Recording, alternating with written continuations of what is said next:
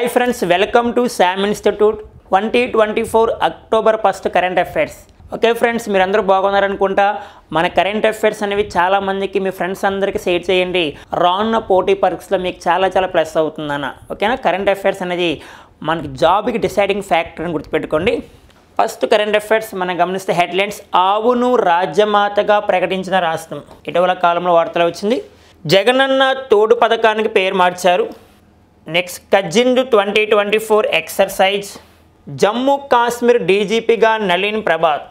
And speaker Ayyanna పాత్రుడికి జీవిత సౌఫల్య పురస్కారం రావడం జరిగింది. అండ్ జిల్లాకో సైబర్ పోలీస్ స్టేషన్. ఇవి మనకున్న హెడ్లైన్స్ ఫ్రెండ్స్.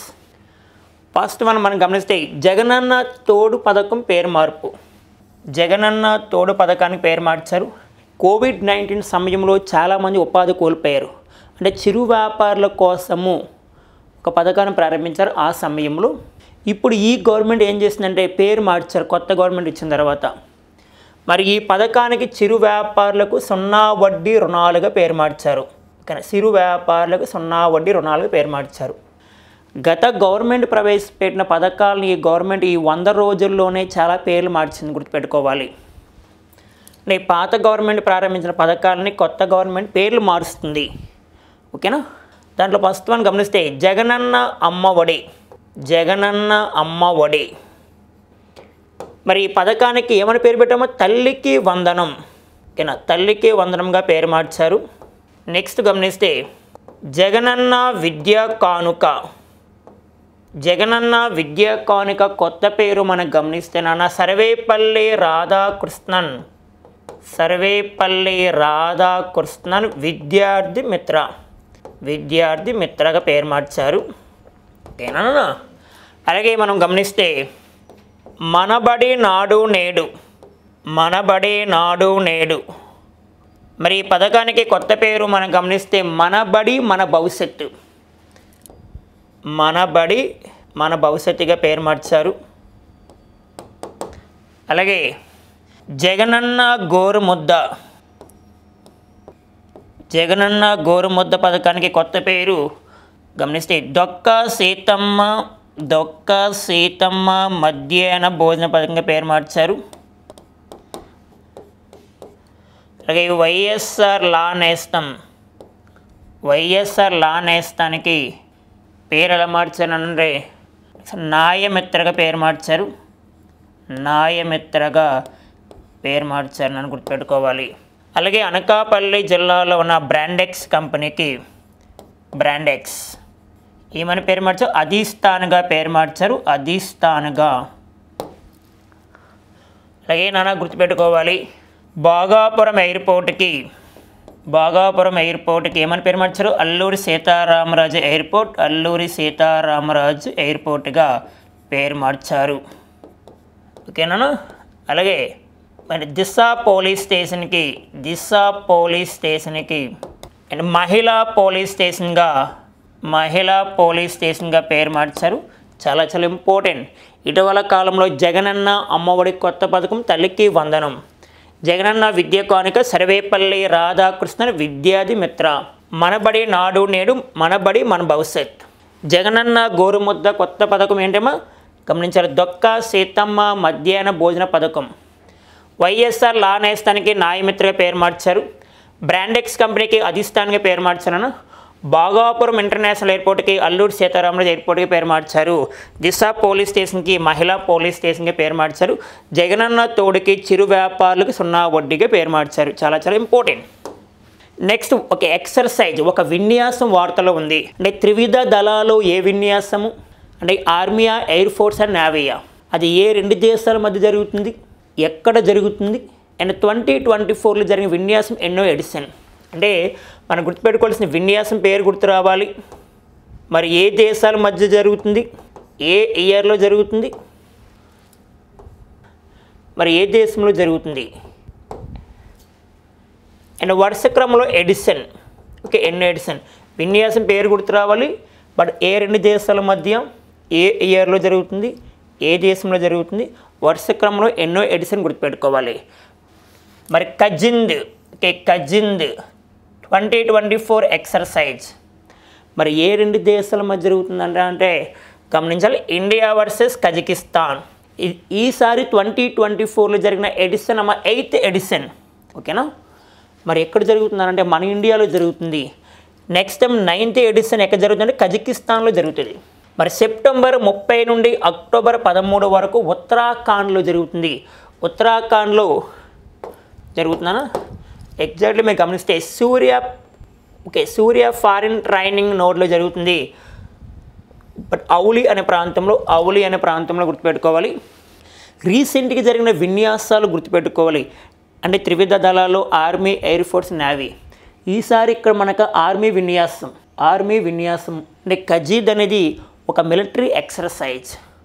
అంటే త్రివిధ దళాలు ఏ విన్యాసం అన్నా అంటే military exercise, joint military exercise పిలుస్తారు. అంటే ఆర్మీ విన్యాసం అంటే ఉగ్రవాదులను అరికట్టడానికి లేదా శత్రు దేశాల నుంచి కాపాడడానికి, ఫోర్సెస్ గట్టిగా ఉండడానికి అలా జరుపుతూ ఉంటారు. 2 దేశాల మధ్య అంటే స్ట్రాంగ్ ఆర్మీ పరంగా బలంగా ఉండడానికి. మరి ఆర్మీ విన్యాసం అంటే మిలిటరీ ఎక్సర్సైజ్ కావున లేటెస్ట్గా జరిగిన విన్యాసాలు లేదా కొన్ని ఎక్సర్సైజ్ మీకు చెప్తా పెట్టుకోమా. ఇది భారతదేశం ఏ దేశంతో కలిసి చేసిందంటే ఒమాన్.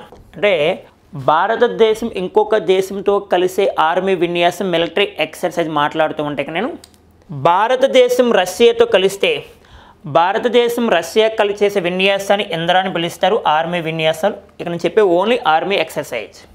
అలాగే భారతదేశం ఫ్రాన్స్ కలిసి చేసే విన్యాసాన్ని శక్తి అని పిలుస్తారు.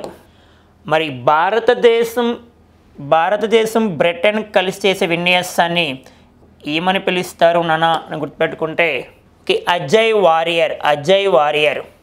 భారతదేశం అమెరికా కలిసి చేసే విన్యాసాన్ని యుద్ధ అభ్యాస్ అంటారు, యుద్ధ అభ్యాస్. భారతదేశం థాయిలాండ్ కలిసి చేసే ఆర్మీ విన్యాసాన్ని మైత్రి అని పిలుస్తారు. భారతదేశం శ్రీలంక కలిసి చేసే విన్యాసాన్ని మిత్రశక్తి అని పిలుస్తారు, గుర్తుపెట్టుకోవాలి. భారతదేశం ఒమన్ కలిసి చేస్తే ఆల్ నజా. భారతదేశం కజకిస్తాన్ అయితే కజింద్. భారతదేశం ఫ్రాన్స్ కలిస్తే శక్తి అని పిలుస్తారు. భారతదేశం బ్రిటన్ కలిస్తే అజయ్ వారియర్. భారతదేశం అమెరికా కలిస్తే యుద్ధ అభ్యాస్. భారతదేశం థాయిలాండ్ కలిస్తే మైత్రి అని పిలుస్తానన్నా. భారతదేశం శ్రీలంక కలిస్తే మిత్రశక్తి అని పిలుస్తారు. వార్తలో ఉన్న విన్యాసాల గురించి రానున్న పోటీ పరీక్షలు మనకు గ్యారెంటీగా వస్తాయి. Okay friends, next current affairs గమనిస్తే జమ్మూ అండ్ కాశ్మీర్ డీజీపీగా నళిన్ ప్రభాత్. జమ్మూ అండ్ కాశ్మీర్ డీజీపీగా ఎవరు వచ్చారన్నా గమనించాలి, నళిన్ ప్రభాత్. అంటే నిన్నటి రోజున ఈయన ఎన్నికయ్యారు. లాస్ట్ టైమే అపాయింట్మెంట్ చేశారు, నిన్నటి రోజున ఈ పదవిలో జాయిన్ అయ్యారు. మరి గమనిస్తే నళిన్ ప్రభాత్ గారు 1992 బ్యాచ్ ఐపీఎస్ అధికారి, జమ్మూ అండ్ కాశ్మీర్. ఈ 2019లో ఆర్టికల్ 370 రద్దు చేశారు కదా మనకి, జమ్మూ అండ్ కాశ్మీర్ చెందింది. రీసెంట్గా జమ్మూ అండ్ కాశ్మీర్లో మనకి ఎలక్షన్ జరుగుతున్నాయి. జమ్మూ అండ్ కాశ్మీర్, హర్యానా రాష్ట్రం యొక్క ఎన్నికల ఫలితాలు అక్టోబర్ 8వ తారీఖున వస్తాయి. ఓకేనా, జమ్మూ అండ్ కాశ్మీర్ డీజీపీగా నళిన్ ప్రభాత్ అంతే. మరి లేటెస్ట్గా రాజ్వేంద్ర సింగ్ భట్టి వచ్చారు. రాజ్వేంద్ర సింగ్ భట్టి దేనికోసం అంటే నాన్న సిఐఎస్ఎఫ్ డైరెక్టర్ జనరల్గా సెంట్రల్ ఇండస్ట్రియల్ సెక్యూరిటీ ఫోర్స్ వచ్చి రాజ్వేంద్ర సింగ్ భట్టి. అలాగే బిఎస్ఎఫ్ బార్డర్ సెక్యూరిటీ ఫోర్స్కి వచ్చింది ఎవరంటే దళిజిత్ సింగ్. అలాగే సిఆర్పిఎఫ్ డైరెక్టర్ జనరల్గా సెంట్రల్ రిజర్వ్ పోలీస్ ఫోర్స్గా వచ్చిన వ్యక్తి అనిల్ దయాల్ సింగ్. ఎవరన్నా అనిల్ దయాల్ సింగ్. రాజ్వేంద్ర సింగ్ భట్టి సిఐఎస్ఎఫ్, దళిజిత్ సింగ్ అంటే బిఎస్ఎఫ్, అనిల్ దయాల్ సింగ్ అంటే సిఆర్పిఎఫ్. ఓకేనా, గుర్తుపెట్టుకోవాలి. Okay friends, next current affairs మనం చూడాలి. స్పీకర్ అయ్యన్న పాత్రుడికి జీవిత సాఫల్య పురస్కారము. జీవిత సాఫల్య పురస్కారము అంటే ప్రస్తుతం ఆంధ్రప్రదేశ్కి 16వ స్పీకర్గా అయ్యన్న పాత్రుడిగా పనిచేస్తున్నారు అయ్యన్న పాత్రుడు. నెక్స్ట్ నర్సీపట్నం నియోజకవర్గం. నర్సీపట్నం నియోజకవర్గము అంటే మా ఊరే. నర్సీపట్నం నియోజకవర్గము. మరి ఈయన 7 సార్లు ఎమ్మెల్యేగా పనిచేస్తారు, ఒకసారి ఎంపీగా కూడా పనిచేశారమ్మా. అంటే గతంలో పంచాయతీరాజ్ శాఖ మంత్రి, అండ్ రోడ్లు భవనాల శాఖ మంత్రి కూడా పనిచేస్తారు అయ్యన్న పాత్రుడు గారు. లేటెస్ట్గా టీడీపీ గవర్నమెంట్లో ఆయన ఎమ్మెల్యే అయిన తర్వాత మనకి స్పీకర్ పదవి ఇచ్చారు. మరి ఈయన లేటెస్ట్గా మనకి అమెరికా దేశం వెళ్ళారు ఒక 2 days పాటు. అక్కడ అవార్డు ఇచ్చారు. ఇది ఒక జీవిత సాఫల్య పురస్కారము. గ్రేటర్ వాషింగ్టన్లో తెలుగు సాంస్కృతిక సంఘం జీవిత సాఫల్య పురస్కారాన్ని బహుకరించింది. మనం గమనిస్తే సెప్టెంబర్ 27, 28 తేదీలో వాషింగ్టన్ డీసీలో ఉన్న అంటే అమెరికా లాస్ బర్గ్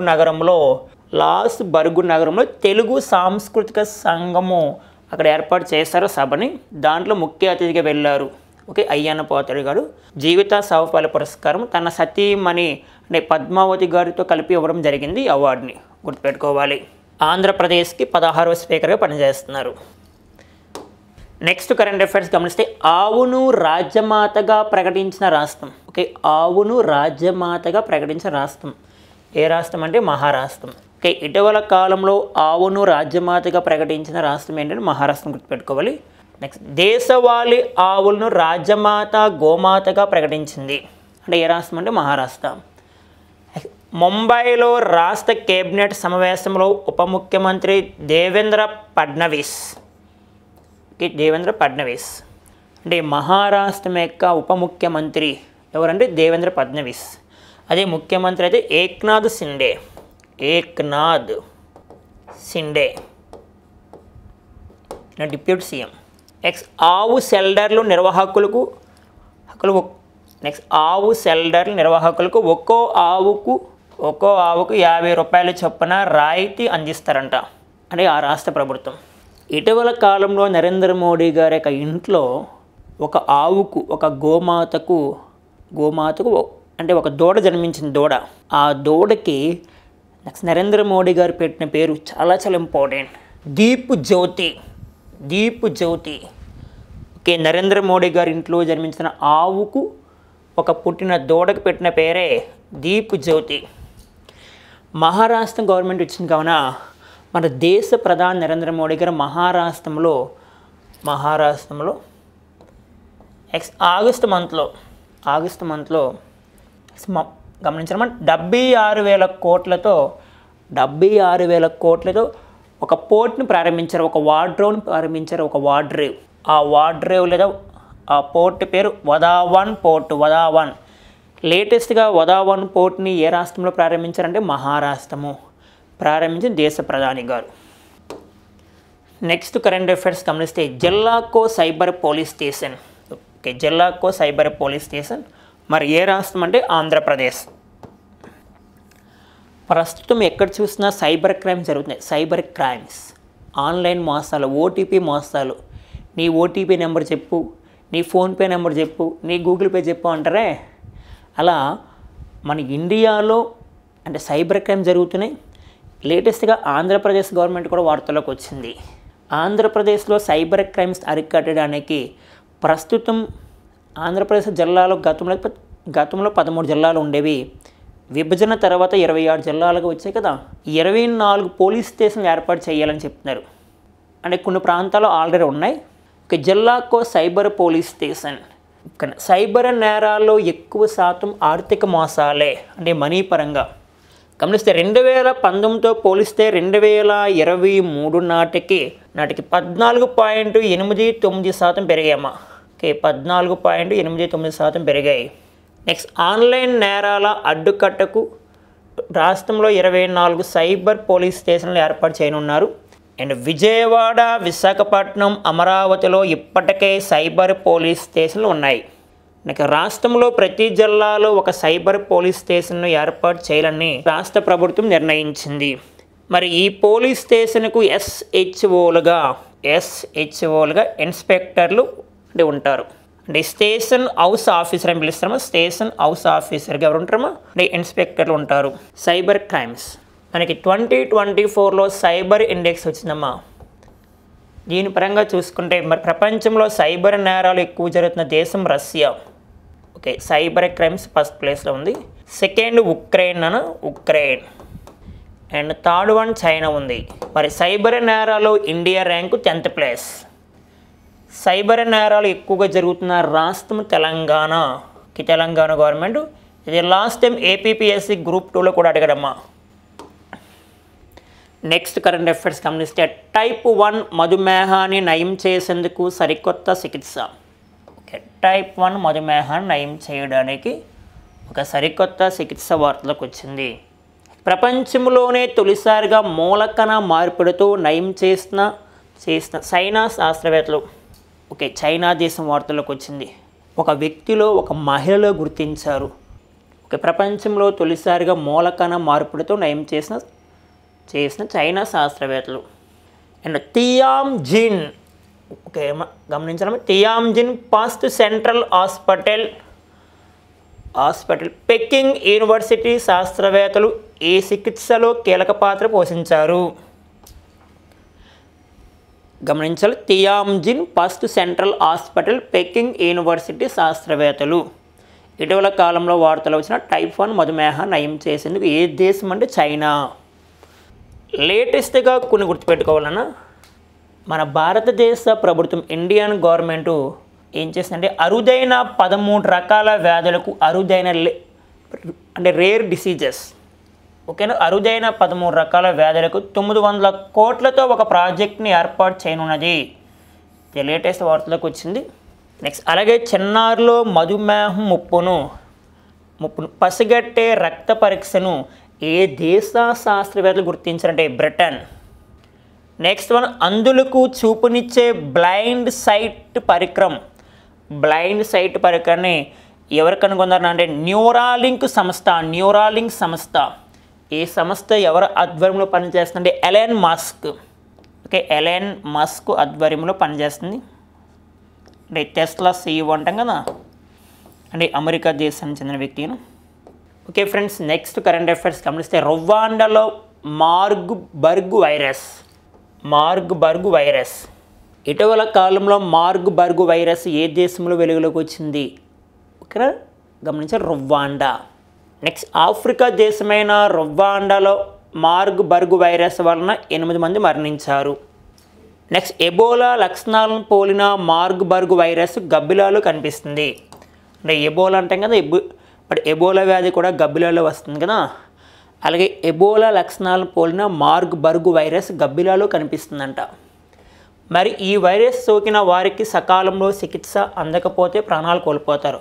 అంటే చాలా డేంజరస్. రువాండా. ఓకే, ఆఫ్రికా దేశమైన.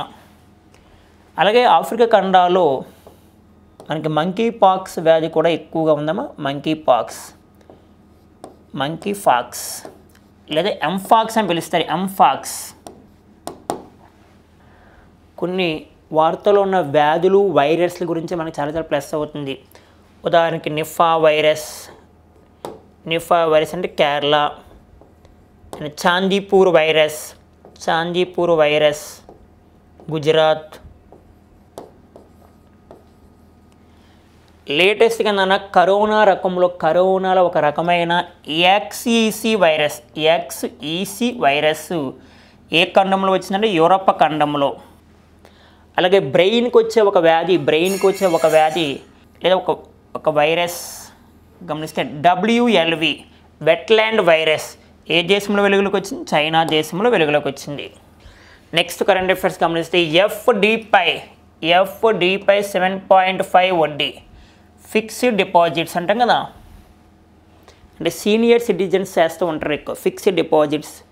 అంటే మనం కూడా చేసుకోవచ్చు, ఇది మాత్రం సీనియర్ సిటిజన్స్ కోసం. FDపై 7.5 వడ్డీ. నన్ను గమనించాలి. స్వల్పకాలిక వ్యవధికి ఫిక్స్డ్ డిపాజిట్ చేసే వారికి ఉజ్జీవన్ స్మాల్ ఫైనాన్స్ బ్యాంక్ కొత్త పథకాన్ని తీసుకొచ్చింది. మరి 9 నెలల కాల వ్యవధి గల FDపై 7.50% అండ్ 18 నెలల డిపాజిట్లపై 8.25% వడ్డీ ఇస్తామని తెలిపింది. మరి సీనియర్ సిటిజన్లకు దీనిపై 0.50% వడ్డీ అధికంగా అందుతుందంట. లేటెస్ట్గా మనకి సీనియర్ సిటిజన్స్ కోసము BOI బ్యాంక్ ఆఫ్ ఇండియా ఒక పథకాన్ని తీసుకొచ్చిందమ్మా. ఆ పథకం పేరే స్టార్ ధన్ పథకము. అలాగే సీనియర్ సిటిజన్స్ కోసము స్టేట్ బ్యాంక్ ఆఫ్ ఇండియా ప్రారంభించిన పథకం పేరు అమృత్ కలాస్ అనే పథకాన్ని స్టేట్ బ్యాంక్ ఆఫ్ ఇండియా ప్రారంభించింది, గుర్తుపెట్టుకోవాలి. Okay friends, next current affairs గమనిస్తే ఋతుక్రమం త్వరగా మొదలైతే ఎత్తిలో అధిక పెరుగుదల. అంటే మహిళలకు సంబంధించింది, అంటే రజస్వల సమయం అంటాం కదా, అలా ఋతుక్రమం త్వరగా మొదలైతే ఎత్తులో అధిక పెరుగుదల అంట. మరి ఏ దేశ శాస్త్రవేత్తలు గుర్తించారు గమనిస్తే స్వీడన్లోని గుటెన్బర్గ్ విశ్వవిద్యాలయ పరిశోధకులు దాదాపు 800 మందిపై ఈ అధ్యయనాన్ని నిర్వహించారు. నెక్స్ట్, ఋతుక్రమం మొదలయ్యాక బాలికలు సగటున 6 నుండి 8 సెంటీమీటర్లు ఎత్తు గమనిస్తాము. ఋతుక్రమం మొదలయ్యాక బాలికలు సగటున 6 నుండి 8 సెంటీమీటర్లు ఎత్తు పెరుగుతారని గతంలో కొన్ని అధ్యయనాలు పేర్కొన్నాయి. నెక్స్ట్, 12 సంవత్సరాలు లేదా అంతకన్నా తక్కువ వయసులోనే మొదలైతే అప్పటి నుంచి బాలికలు దాదాపు 13 సెంటీమీటర్లు ఎత్తు పెరుగునట్లు గుర్తించారు. ఇటీవల కాలంలో మహిళలకు సంబంధించిన ఋతుక్రమం త్వరగా మొదలైతే ఎత్తులో అధిక పెరుగుదల ఏ దేశ శాస్త్రవేత్తలు గుర్తించారు? స్వీడన్లోని గుటెన్బర్గ్. ఓకేనా, మనం మెన్స్ట్రువల్ సైకిల్ అంటాం లేదా మెన్స్ట్రువల్ లీవ్స్, అంటే ఒక మహిళకి సంబంధించిన. భారతదేశంలో తొలిసారిగా మహిళలకు శానిటరీ ప్యాడ్స్ను ఉచితంగా అందించిన గ్రామము కుంబలంగి. కేరళలో ఉన్న కేరళ. భారతదేశంలో తొలిసారిగా మహిళలకు నెలసరి సెలవులను ప్రకటించిన రాష్ట్రం, అంటే మెన్స్ట్రువల్ లీవ్స్ ప్రకటించిన రాష్ట్రం కూడా కేరళ. నెక్స్ట్ కరెంట్ అఫైర్స్ గమనిస్తే వాయుసేన కొత్త చీఫ్గా అమర్ప్రీత్ సింగ్. గతంలో డిస్కషన్ చేసాం మనం. మరి నిన్నటి రోజున అధికారంలోకి వచ్చారు ఈయన. వాయుసేన కొత్త చీఫ్గా అమర్ప్రీత్ సింగ్ నిన్నటి రోజున అధికారంలోకి వచ్చారు, అంటే ఇండియన్ ఎయిర్ ఫోర్స్. సెప్టెంబర్ 30, 2024 బాధ్యతలు స్వీకరించారు. గతంలో ఎయిర్ ఫోర్స్ ఉపాధిపతిగా చేశారు. ఓకే, నెక్స్ట్ గమనిస్తే అక్టోబర్ 27, 1964లో జన్మించారు ఈయన. నెక్స్ట్ 1984 డిసెంబర్లో వాయుసేనలో యుద్ధరంగ పైలట్ విభాగంలో చేరారు ఈయన. నెక్స్ట్ ఆయన సేవలకు గాను కేంద్ర ప్రభుత్వం పరం విశిష్ట సేవ నెక్స్ట్ అతి విశిష్ట సేవ పథకాలు తీసుకున్నారు. మరి త్రివిధ దళాలు మొత్తం 3 రకాలు తెలుసు కదా, ఆర్మీ, ఎయిర్ ఫోర్స్, నేవీ. మరి ఆర్మీ చీఫ్గా ఉన్నది ఉపేంద్ర ద్వివేది. మరి ఎయిర్ ఫోర్స్ చీఫ్గా వచ్చింది ఎవరంటే అమర్ప్రీత్ సింగ్. మరి నేవీ చీఫ్గా పనిచేసింది Dinesh Kumar Tripathi. Okay friends, next current affairs గమనిస్తే ఏకాకి జీవితం జగమంత కుటుంబం నాది, ఏకాకి జీవితం నాది, సంసార సాగరం నాది అని మనకు అద్భుతమైన సాంగ్ ఉంటుంది. అలా ఏకాకి జీవితమే ఆనందం. ఈ నివేదికను ఎవరు ఇచ్చారు? చాలామంది వృద్ధాప్యంలో ఉంటారు కదా, వాళ్ళ పిల్లల్ని వదిలేసి లేదా పిల్లలు వాళ్ళ తల్లిదండ్రులు వదిలేసి దూరంగా ఉంటారు, అలాంటి వారి రిపోర్ట్ ఇది. బట్ ఏజ్ వెల్ ఫౌండేషన్ సంస్థ నివేదిక ఇచ్చింది. మరి వృద్ధాప్యంలో ఒంటరి బతికే తృప్తిగా ఉంటుందన్న 47%. అంటే వృద్ధాప్యంలో మేము ఒంటరిగా ఉంటేనే బాగుంది అని చెప్పేవాళ్ళు 47%. మరి ఒంటరిగా బతుకుతున్న ప్రతి 100 మంది వృద్ధుల్లో 47% మంది ఉన్నారు దీంట్లో. మరి ఇందులో భాగంగా పల్లె ప్రాంతాల్లో ఒక 10,000 మందిని ప్రశ్నించింది బట్ ఆ నివేదిక. వీరిలో 41.9% ఎవరి మీద ఆధారపడకుండా గత 5 ఏళ్ళుగా స్వతంత్రంగా బ్రతుకుతున్నారు. అంటే పేరెంట్స్ ఉంటారు కదా వృద్ధాప్యంలో, వాళ్ళ పిల్లలపైన కానీ దగ్గర బంధువులపైన ఆధారపడకుండా జీవిస్తున్నారు. ఆ నివేదిక నుంచి Age Well Foundation. Next current affairs ఐఎస్ఎస్కు చేరిన స్పేస్ ఎక్స్ క్రూ 9 అంటే ఇంటర్నేషనల్ స్పేస్ స్టేషన్, అంతర్జాతీయ అంతరిక్ష పరిశోధన సంస్థ. మరి ఫిబ్రవరిలో భూమికి తిరిగి రానున్న సునీత విలియమ్స్. నెక్స్ట్ అంతర్జాతీయ అంతరిక్ష కేంద్రంలో చిక్కుకుపోయిన 2 వ్యోమగాములను తిరిగి భూమికి తీసుకొచ్చేందుకు చేపట్టిన స్పేస్ క్రూ 9 మిషన్ ఐఎస్ఎస్తో విజయవంతంగా అనుసంధానమైంది. అంటే స్పేస్లోకి వెళ్ళడం జరిగింది. అండ్ క్రూ 9 మిషన్తో ఫాల్కన్ 9 రాకెట్ను ఫ్లోరిడాలో కేఫ్ కెనావెరాల్ నుంచి ప్రయోగించారు. ఇంపార్టెంట్. నెక్స్ట్ క్రూ 9 మిషన్లోని నాసా వ్యామగామి నిక్ హగ్. నెక్స్ట్ రష్యా వ్యామగామి అలెగ్జాండర్ గోర్బునో ISSకి ప్రవేశించారు. ఇప్పుడు మనకు Sunita Williams Butch Wilmore last time వీళ్ళు ISSలోకి వెళ్ళారు. అక్కడ సాంకేతిక ప్రభావాలు అక్కడే ఉండిపోయారు. మరలా ఈ రాకెట్ ద్వారా వాళ్ళు 2025 ఫిబ్రవరిలో తిరిగి రానున్నారు. యాక్చువల్గా మనం గమనించాలి, స్పేస్ క్రూ 9 ద్వారా 4 మెంబర్స్ వెళ్ళాలి, కానీ 2 మెంబర్స్ ఆగిపోయారు. ఇప్పుడు ఈ 2 మెంబర్స్ వెళ్తున్నారు, దాంట్లో జస్ట్ 2 మెంబర్స్ వెళ్తున్నారు. 4 మెంబర్స్లో దాంట్లో ఎవరంటే నిక్ హగ్గు, అలెగ్జాండర్ గోర్బునోవ్. మరి ఇప్పుడు వీళ్ళిద్దరూ దాదాపుగా ఒక 5 మంత్స్ 2024 ఫిబ్రవరి వరకు అంతరిక్షంలో అనేక ప్రయోగాలు చేయనున్నారు. తిరిగి వచ్చినప్పుడు ఆ 2 మెంబర్స్తో పాటుగా సునీతా విలియమ్స్, బుచ్ విల్మోర్లు తిరిగి వస్తారు. గుర్తుపెట్టుకోవాలి. సునీతా విలియమ్స్ ఇప్పటి వరకు నెక్స్ట్ అంతరిక్ష రంగంలో 3 టైమ్స్ వెళ్ళిందమ్మా. 2006, 2012, 2024. మరి ఫాల్కన్ 9 రాకెట్ వచ్చింది అంటే ఎలన్ మస్క్ ఆధ్వర్యంలో పనిచేస్తుంది స్పేస్ ఎక్స్ ఫౌండేషన్ ఆధ్వర్యంలో. లేటెస్ట్గా స్పేస్ వాక్ చేశారు ఒక 4 మెంబర్స్. అంటే ఫాల్కన్ 9 రాకెట్ ద్వారా అది విజయవంతమైంది. Okay, space walk. ఆ స్పేస్ వాక్ చేసిన 4 మెంబర్స్ మీకు ఆల్రెడీ చెప్పా గత వీడియోలో, మళ్ళీ డిస్కషన్ చేస్తున్నాం. జారెడ్ ఐజాక్ మాన్, సారా గిల్లిస్, ఈమె ఉమెన్. స్కాట్ కిడ్ అండ్ అన్నా మెనోన్. జారెడ్ ఐజాక్ మాన్, సారా గిల్లిస్, స్కాట్ కిడ్, అన్నా మెనోన్ స్పేస్ వాక్ చేశారు. 4 మెంబర్స్. ఏ రాకెట్ అంటే ఫాల్కన్ 9 రాకెట్ ద్వారా. గుర్తుపెట్టుకోవాలి. నెక్స్ట్ కరెంట్ అఫైర్స్ గమనిస్తే ఏపీపీఎస్సీ చైర్పర్సన్గా Anuradha. Andhra Pradesh public service commission చైర్పర్సన్గా అనురాధ గారు వచ్చారు. ఈమె అంటే మాజీ IPS అధికారి. మరి ఏపీపీఎస్సీ గతంలో మనకి ఎవరు ఉన్నారంటే గౌతమ్ సవాంగ్ ఉండేవారు. ఏపీపీఎస్సీ చైర్పర్సన్గా. ప్రస్తుతం వచ్చింది ఎవరంటే అనురాధ గారు. ఆంధ్రప్రదేశ్ పబ్లిక్ సర్వీస్ కమిషన్ 1956లో వచ్చింది. అలాగే TSPSC అంటాం. TSPSC Telangana state public service commission. ఓకేనా, ఈ 2014లో వచ్చింది. దానికి ప్రస్తుతం పనిచేస్తుంది ఎవరంటే తెలంగాణ పబ్లిక్ సర్వీస్ కమిషన్ చైర్పర్సన్గా మహేంద్ర రెడ్డిగా పనిచేస్తారు. మహేంద్ర రెడ్డి గారు. అలాగే UPSC అంటాం, యూనియన్ పబ్లిక్ సర్వీస్ కమిషన్. అంటే IPS, IAS ఎగ్జామ్స్ కండక్ట్ చేస్తుంది. 1926లో వచ్చింది. నేను ప్రజెంట్ హెడ్గా పనిచేస్తుంది ప్రీతి సుదాన్ గారు UPSC చైర్పర్సన్గా పనిచేస్తున్నారు. గుర్తుపెట్టుకోవాలి. నెక్స్ట్ కరెంట్ అఫైర్స్ గమనిస్తే 2030 నాటికి భారత ఎకానమీ రెట్టింపు. దీనికి ఎవరు చెప్పారంటే BVR సుబ్రహ్మణ్యం, నీతి ఆయోగ్ CEO గారు చెప్తున్నారు. నీతి Aayog national institute transforming India. నీతి ఆయోగ్ 2015లో వచ్చింది. ప్రస్తుతం నీతి ఆయోగ్ చైర్మన్గా పనిచేస్తుంది మోడీ గారు. నీతి ఆయోగ్ వైస్ చైర్మన్గా పనిచేస్తుంది సుమాన్ బేరీ గారు పనిచేస్తారు వైస్ చైర్మన్గా. మరి నీతి ఆయోగ్ CEO BVR సుబ్రహ్మణ్యం. నీతి ఆయోగ్ CEO గారు BVR సుబ్రహ్మణ్యం గారు ఏమని చెప్తున్నారు?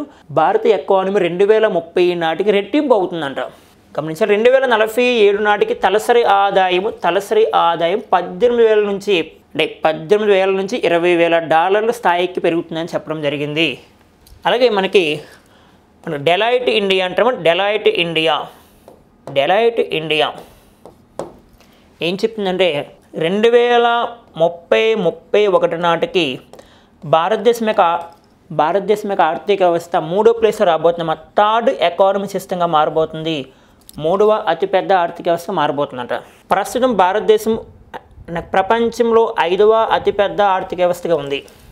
దీంట్లో ఫస్ట్ గమనిస్తే ఆర్థిక వ్యవస్థ first place USA, second China ఉంది, and third one Germany, fourth one Japan, India place 5th one.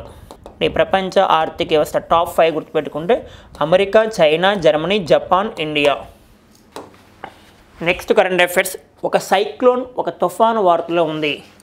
గుర్తుపెట్టుకోలేమా తుఫాన్. ఏ దేశంలో వాడుతున్నామో ఫిలిప్పైన్స్. లేటెస్ట్గా వార్తలో ఉన్న తుఫాన్ సైక్లోన్స్ చాలా చాలా ఇంపార్టెంట్. ఒక సైక్లోన్స్ నేమ్స్ ఇస్తాడు, ఆ పక్కన దేశాలు ఇస్తాడు, మ్యాచింగ్ ఆఫ్ ద ఫాలోయింగ్. లేటెస్ట్గా బోరిస్ తుఫాన్ వార్తలో ఉన్నాము. బోరిస్ తుఫాన్ రోమేనియా, ఆస్ట్రియా, జర్మనీ దేశాల్లో వచ్చింది, మీకు చెప్పా గతంలో. నెక్స్ట్ ఒక యాగి తుఫాన్ తైవాన్, మయన్మార్, థాయిలాండ్. బెంబికా తుఫాన్ ఏ దేశంలో వచ్చినామో చైనా దేశంలో వచ్చింది. లేటెస్ట్గా హెలెన్ తుఫాన్ ఇప్పటికీ దాని యొక్క ఎఫెక్ట్ ఉందమ్మా. ఏ దేశం అంటే అమెరికా. మరలా వచ్చిన తుఫాను వార్తలు వచ్చిన క్రటోన్ తుఫాన్ ఫిలిప్పైన్స్. ఓకే ఫ్రెండ్స్, ఇవి మనకున్న current affairs. All the best.